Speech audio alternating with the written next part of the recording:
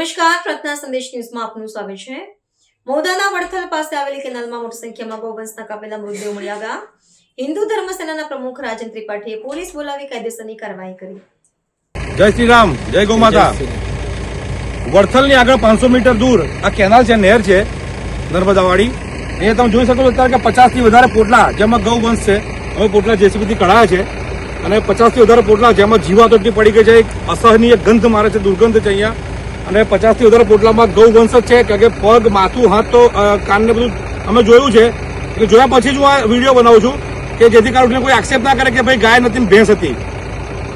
અહીંયા શુદ્ધ પાણીને દૂષિત કરવાના પણ પ્રયત્નો છે અને ગૌવંશને કતલ કરીને એક આ જે રીતે ફેંકવામાં આવ્યા છે, હું તમને બતાવીશ આગળ એના વિઝ્યુમ તો તમે જોઈ શકો છો કે કઈ હદે આ ક્રૂરતા થઈ છે, કે એક સાથે આટલા ગૌવંશની કતલ થઈ રહી છે। તો બસ હું મારા મિત્રોને કહીશ કે તમે જરા વિડીયો બતાવજો અને જો તમે આ કેટલા બધા પોટલા છે જેમાં ગૌવંશ છે, તમે જોઈ શકો છો। આ છે પોટલા છે, આ બધા ગૌવંશના છે।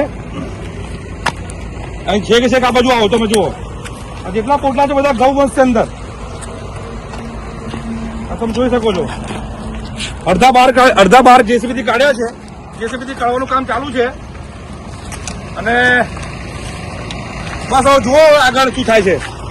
પોલીસ આવે છે, પંચનામું કરીશું અને બાકી જે છે પોલીસ તપાસમાં આવશે। જય શ્રી રામ, જય ગૌ માતા। પ્રાર્થના સંદેશ ન્યૂઝની તમામ લેટેસ્ટ અપડેટ્સ માટે ચેનલને હમણાં જ લાઈક, શેર અને સબસ્ક્રાઇબ કરો।